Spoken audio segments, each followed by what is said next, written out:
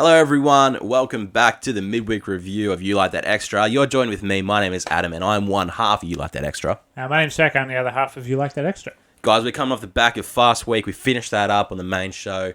If you had seen that, let us know what you thought. Hopefully you enjoyed it. It was a very surprising movie for us both.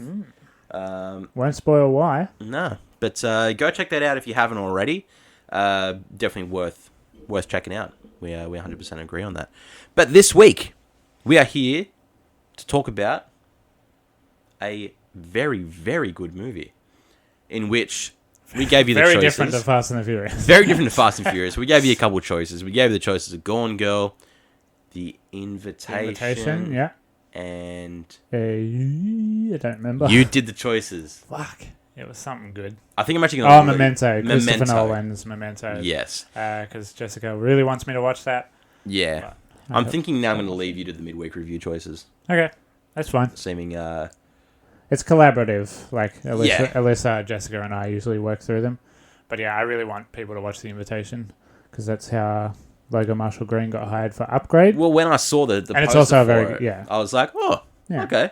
Yeah, that's how Lee Whannell found him. But it's also just a really fucking surprisingly good movie. So. Yeah, I think I might check it out. But yeah, I'm very happy that Gone Girl won because Gone Girl was the winner. I love this movie. What a movie. So, Gone Girl was released in 2014.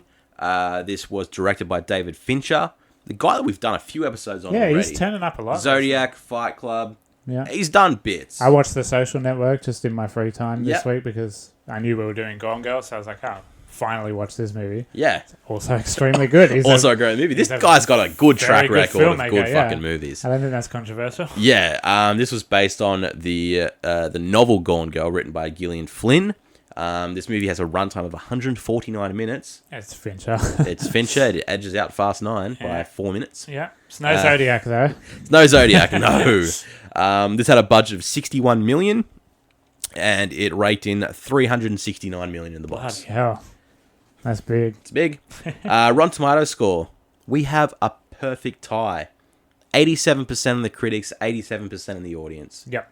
The critics and audience finally agreed on what to rate a movie. Doesn't happen often. So the casting for this, we've got Ben Affleck, Rosamund Pike, and Neil Patrick Harris, Tyler Perry, Carrie Coon, Kim Dickens, Missy Pyle, Emily Ratajkowski. Yep. Among other couple people within this, but they're the main ones to sort of look at here and there. So, Gone Girl, Jack, tell me your thoughts on Gone Girl. Oh, God, this movie is just, like, so harrowing and sickening and, like, twisty and turny, and it's one of those movies you yell at the screen at so much because, like... very much so. Like, you know, it's how the media can ruin someone's life pretty much while their life is already in fucking shambles. And then, it's like, oh, who's the good guy, who's the bad guy? You never really quite know. Until you do. Yep. And you know, all the reveals are crazy and exciting and fantastic. And like, you know, it's fun, like where you think it's going, something bad happens and unexpected. Yep. And then that person has to frantically scramble and change the entire movie. So yeah, it's just great. All the performances are great and it looks great. Yeah. This movie's just so good. Yep. 100% agree. This movie is fucking ridiculously good. It's so exciting. It's up there with some of the best movies I've ever seen. Easily. In my life, without a doubt. It is just so methodically brilliant. It's directed perfectly. There's just it gives you every emotion of like from how to feel from the first act to then the second act and then the third act, and you're just like you're on a fucking roller coaster this whole movie. Yeah. Because you're thinking of who you're going to support from the start, and then it changes to who you support by the end of it, and then you're left with just utter confusion of like, well, what the fuck? And then you're like, but what would I have done, or what should he have done, what should she have done? Yeah. You're left with so much, but it's so impactful. There's so many little mistakes he makes along the way, like even just sentences that he says, or the way that he says them, like. As an observer, you're just like, no, don't say that. But then you think about, like, in that moment, like, an innocuous question. Like, yeah, that's just how it happens. And so well You done. say about the direction, it's very clearly 3 acts. Yeah. Like, very distinctly. Very. It's just so seamless and just... Yeah, it's great. Yeah, because, like, the first time I watched this movie was with Brooke. She showed it to me She's like, "Oh, we'll watch Gone Girl," because she'd already seen it. She wanted me to watch it. Yeah. She's like, "It's really good. Trust me." And I was like, "Okay, all right." And I was laying on her, watching the movie, and I was just sort of like, "Yeah, I was into it, but I wasn't like, eh." And then when the second act kicked in, and I saw her come up on the screen driving away, I just lifted my head up and I was like, "What the fuck?" Yeah. And then I was drawn into this movie. Yeah. So then to go back and revisit this movie again yesterday, I was like, "Fuck, this is just incredibly good." It's just so clever. It's Yeah. such a clever movie. It is so clever. So let's talk into the plot Yeah. of this. This is Full a very spoilers, by the way. Yeah, full spoilers. It's a 7-year-old movie. You should have seen it by now. And I guess trigger warning for the people that want a trigger warning. It's Domestic abuse, sexual violence in general, women. Loss of children. There's a lot. There's a lot of dark shit in this movie. So There's shit in this. just So make sure you know what you're going into before you watch it. yeah, controversial opinions possibly. Depends how I feel about it come the end of this. So a very interesting type of movie this, in the terms of what it's about. Yeah. So husband not really trying to save a marriage anymore. No. Turns to cheating. Yeah, so it's kind of a fairy tale marriage, how they met. Yeah. Spoiler, that's not how it happened at all. Yeah. She was making that up, like, to really lay it on thick for when she does go missing. But, yeah. Infidelity, bad marriage. Yep. Bad marriage. And she turns to psycho. Yes. She's clearly very unhinged. The blatant way that I can put it. Yeah. Depending your thoughts on cheating. Well, I mean, you should think cheating's fucking bad anyway, but the lengths that you would go to gain revenge. Yeah. Or yeah, it's not a. Yeah, she doesn't just want to leave the marriage. She wants to make him pay the price. Yes. For what he's doing. So your first act is given. She's missing. He's created the missing persons report. Everything's starting to unfold as if there's some suspicious activity on Affleck's behalf. Yeah. And it's super realistic, like the way the case is carried out and how, especially in Middle America, like they'll wheel out press conferences and shit. And then the reason they do that is the cops set it up to try and raise suspicion, like not plant suspicion, but just see how they react in that moment. Yeah. And Ben Affleck's character just fucking blows it. Like he is a fucking straight out of the park twit. And he's standing next to the poster and smiling and stuff. It's just like, because literally someone said, "Give us a smile," so he goes, "All right." Yeah. You're just like, and like, but I looked at that and went, I probably would have done the same thing. Yeah, because you just don't know what to do. You're in a high pressure situation where your wife's missing. You don't know why.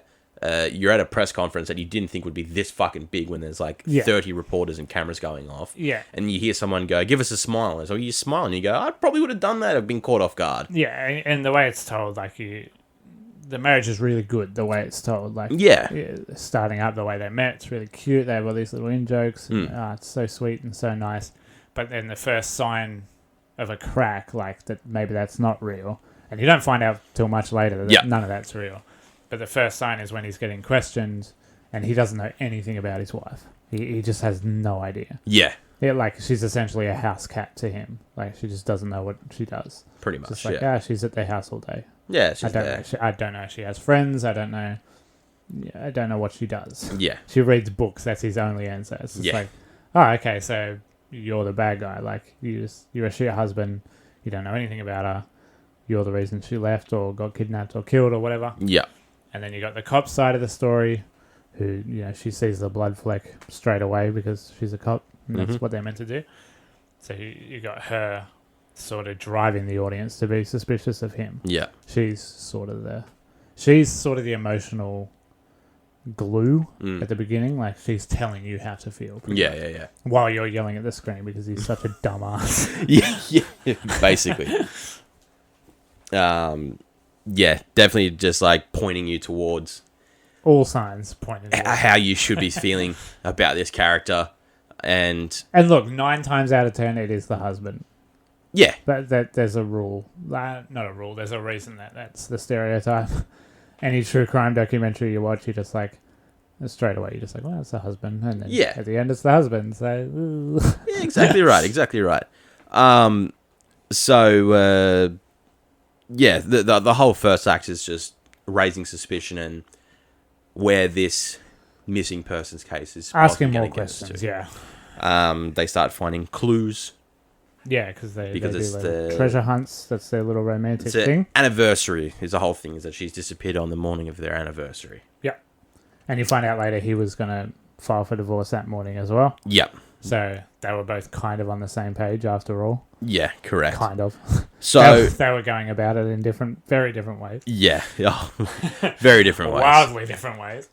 In which, so, if we jump to the second act, we're getting this whole lead up of possibly Affleck has killed his wife. Yeah. She's narrating it through the diary. She's narrating it through the diary. And then second act kicks in where we see her driving away. Yep. Or just driving, more or less. Narrating from a new perspective. Mm-hmm. In which how she is setting this whole thing up. Yep. In which she's hoping to frame her husband for her murder. Yep. Make him rot in prison. Mm-hmm. And then kill herself eventually. Yes. Yeah, her plan was always to die. Yeah. She's had a plan this whole time for what to do. Which is extremely surprising when they reveal that. Yeah. You're just like, oh, jeez, okay. Yeah, you're just like, And it shows more about her character as she's just so ruthless. Like, she won't be there to see him rot in prison. Yeah. Like, she's just going to die anyway. Yeah. But she's still, like, going through all this to make him pay. Yeah. Pretty brutal. It's very brutal, and there's many ways you can look at this story, but the main way is you just go, she's just a straight psycho. She's the villain. She's 100% the villain. 100% the villain. And from the second act onwards, they don't tell any lines. Like, no. Yeah, that he's a shit husband and he's like a shit bloke. Very selfish, very, doesn't really give a shit. Yeah. But he's not murdering anyone. No. And he never intended to. Yeah, she says the point that he pushed her. Yeah. Okay. Okay. But he hasn't beat you black and blue though. And then and you think that's a lie as well because you never see him reach out until the very end. He fucking slams her head against the wall. But and at that point, it's for very good fucking reason. But you're like, okay, that is in him. Yeah, yes, because correct. What we've seen previously is all just her lies and her setups. Yeah. That she's written in this diary. Yeah. So as far as we know, he's done fucking nothing. Yeah, and you don't know because we don't see that much of the marriage, really. Yeah. You see some of the nice parts, you see one of the bad parts, but it's just him being unemployed. Yeah, exactly. That's really all you get. So, there's just... You straight up just think she's an utter psycho, and then once the movie progresses through, and you hear about her past relationships as well. Yeah. And Affleck meets up with that other guy that she said raped her and whatever. Put him on the registry and stuff, he's just like, I never fucking did any of this shit, man. Like, she was just crazy because I can't remember what his whole thing was. Yeah, I don't remember what he did. Why she went down that path. But it was basically a whole setup to say that he did something that she didn't like and then went out and made up a whole story about him raping her. Yeah. He went to prison. He can't get a job. Whatever else. Yeah. She's literally just a life ruiner. She just does it. It's kind of like Get Out in that way. Like, she just does that. Yeah. And it becomes even more apparent. And this is where you move away from the line of trying to defend this woman for her actions and go, well, no, he's a cheating husband. He deserves this type of shit. And it's like, okay, well, you don't look at the other points of what's this doing to her parents, her friends, anyone else that loves her. It's a shit go regardless. Yeah. But for her then to turn around, go to Neil Patrick Harris and blatantly murder him to fix her story and change it up. But that's what I said earlier when she's like scrambling. Like the story changes from something unexpected because she gets robbed or something. Yeah, she gets robbed. Yeah, I literally watched it last night. The fucking the trailer park, trailer or whatever park it is, house, yeah. but they're more like cabins and Yeah. apartments and shit. And she befriends the neighborhood junkie. Yeah. And He's not Malfoy. He's the bad guy from Logan. I thought he was Malfoy. Yeah. I thought he was the guy who played Draco Malfoy. No. It's not. No. It's the bad guy from Yeah. Logan. Yeah. Whatever his name. Boyd Holbrook. That's the one. That's it. Yeah. They find that she's got a little bum bag of money and then they rob her. Yeah. And it's just like, be lucky that you didn't get this somewhere else because we wouldn't be as nice. And you're just like, you're still scum, but Still don't try and make yourself seem like you're the fucking big person. Yeah, so she winds up with no money and desperation leads Yeah. her back to someone who she can very easily manipulate. Yep. Because this guy's like obsessed with her. Yep. I think when he turns up at he turns up at the beginning. Yeah, the start when they're like. I thought that putting was together them the like fund and that. really trying to make him the villain and make the audience guess that he kidnapped her, but it doesn't. Like, he's not in it for long enough and he's not set up well enough. Yeah, Like, and the parents give a statement. They're like, he got a restraining order. That's it. yeah, And then he turns up. But I think the intention there was to make the audience go, oh, well, he's got her. But it doesn't really land. Maybe it wasn't his intention at all. Maybe he's just there. But yeah. I don't know. Well, that felt kind of like forcing the hand a little bit. Whereas this whole movie, the audience, the reaction you have is very natural. yeah. You're very shocked all the time and you're trying to guess the whole time. Whereas Neil Patrick Harris turning up in that moment kind of felt like David Fincher going, maybe, but I don't think it really works. Yeah, That's my only real criticism. It's not even a criticism. It's just like that's the smallest little something I nitpick you could noticed. get out of it. But yeah, it's smart though, the whole turnaround of this story and how she's going to. The third act is fucking brutal. Yeah, to really drive this home and to now make it seem like, okay, she's not going to frame her husband for her murder anymore. No. This is now more of a, I've been kidnapped and I've now had to kill to get my way back home to my husband. Yeah. Excuse me. But in doing that, she can have the life she wants. Yes. Happy family of 3, perfect house, perfect marriage and stuff. Yes. Because it's a much if more... he doesn't, if he doesn't comply, she will just fucking kill him. Yeah, it's a much more emotional lock now. Yeah. On the super controlling, relationship. super like, and that's what she had over Neil Patrick Harris was like he was just so infatuated with her. Yeah. And she thinks she can do that with Ben Affleck again. Yeah. But he's wise to it. He's wise and I fucking love the way he shows that he's wise. Like he knows her plan. Yeah. Like when he goes on that gross Oprah show or whatever it is. Yeah. Like, that's so cool. Yeah. It's just such a cool moment. Everything's so cool. It's even like when she comes home and she's like covered in blood and that. And he's looking at her and walks up to the driver and she falls into his arms and he just goes, you fucking bitch. Just whispers in her ear. And the whole time he just like, but he knows straight away that he has to try and like play this off right now. Yeah. But then there's the same thing, like the cops know that she's done bad because he's still working with Tyler Perry's character, the lawyer, and then the main cop chick. Yeah. And being like, you can try and get her to fucking confess, but she's smarter than that. Yeah. She's fucking put all this work through. She's gonna know. And kind of like once the case is done, it's done. Like because she was pretty sloppy when she had to be. Like after she got robbed. Yeah. Like the meticulousness goes away. She's leaving like paper trails. She's like in a very public place, not wearing her glasses and stuff to disguise her. She's on TV, and so it just like it perfectly shows that she's fully scrambling and just like I need to do something. Yeah, had to adapt drastic. to it, and you get that all that last act is unfolding, and she's now home, and everyone's like, oh, it was all a robbing case, and she was kidnapped, and the husband's fine now. We put him to the fucking stake and claimed him to be a fucking murderer. Yeah. All over the talk show, saying that he was fucking having relations with his own sister. Yeah. And all this. And it's as you said before, media manipulation and all that. Yeah. And then after the events come out, the story changes. And the she media was loves kidnapped and he's just so great and all this. And you're just like... Because it's a story. That's all that matters. It's a like, story. They forget that these people are real people and have real lives. And the media needs that story. They need their 6 o'clock. Exactly. And then you get that final piece of her saying she is now pregnant. Yeah. She went down to a sperm bank, inseminated herself. Yeah. Now you're kind of locked in with me for 18 years. Yep. And his whole thing is sort of not knowing exactly what to do. He knows what he wants to do, but where's this going to leave him? What is that then going to bring to what? Yeah.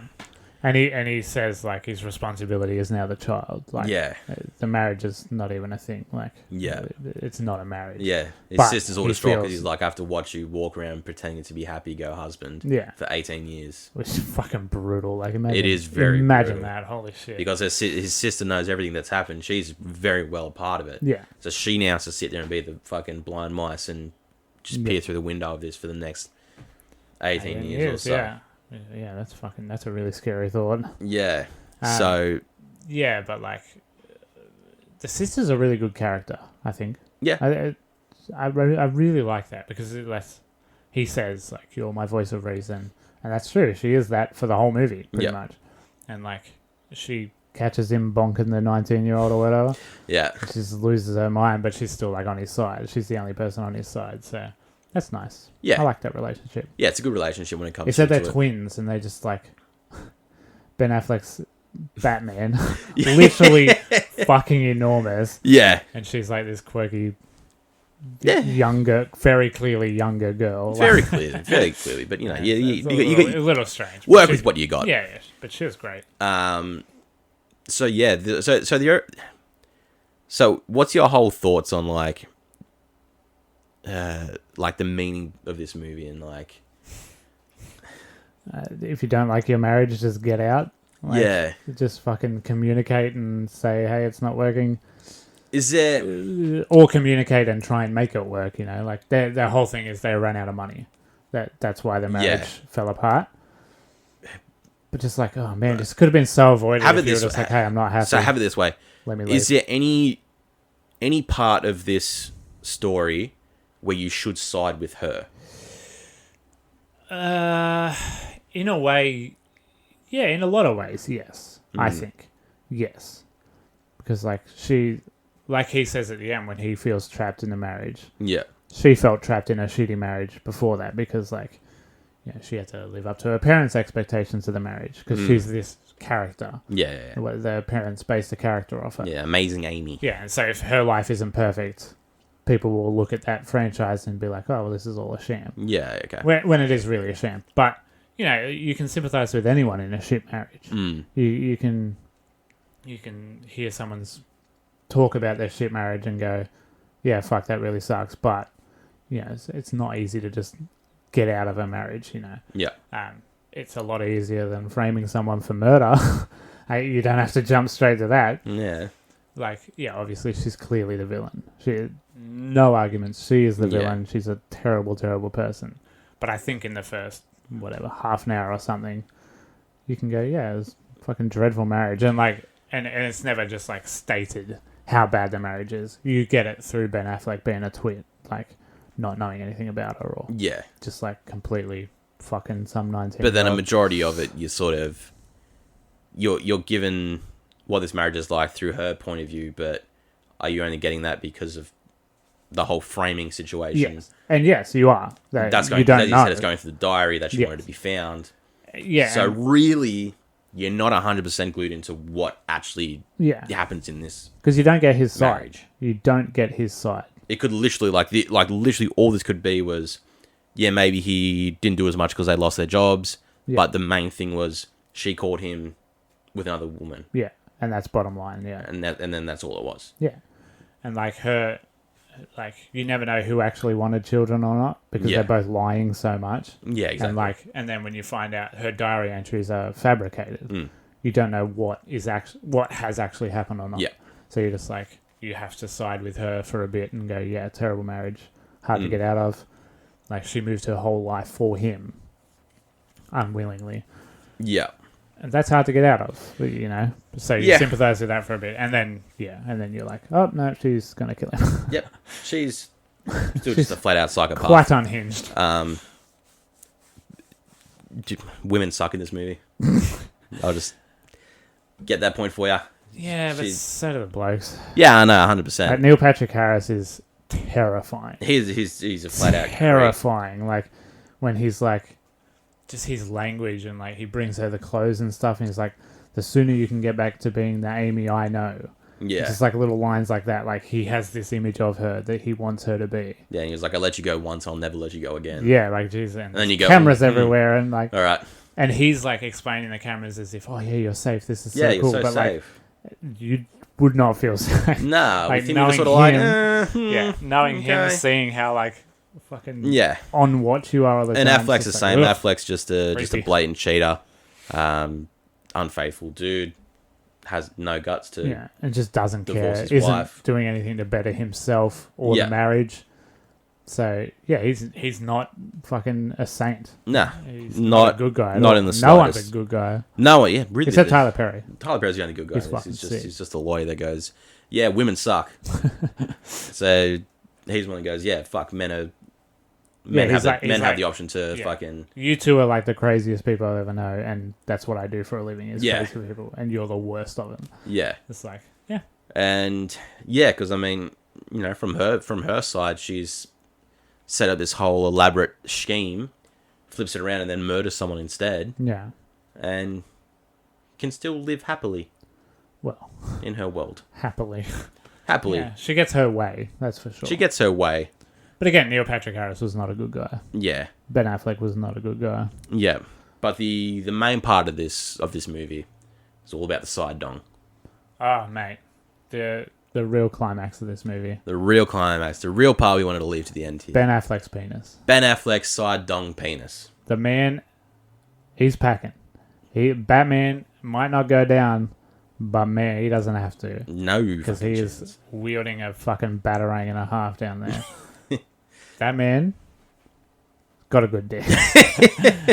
And this whole movie builds to that moment. Yeah. You do get a little bit of MPH penis as well. Tiny little bit. A little bit of the dong but there. It's very covered in his own throat blood. That as well. But the visual is still there. You can still see the pattern. Whether or not that is real dong. It's hard to tell. We were discussing that at length. Yeah, I could only imagine that would have been your main takeaway from this movie.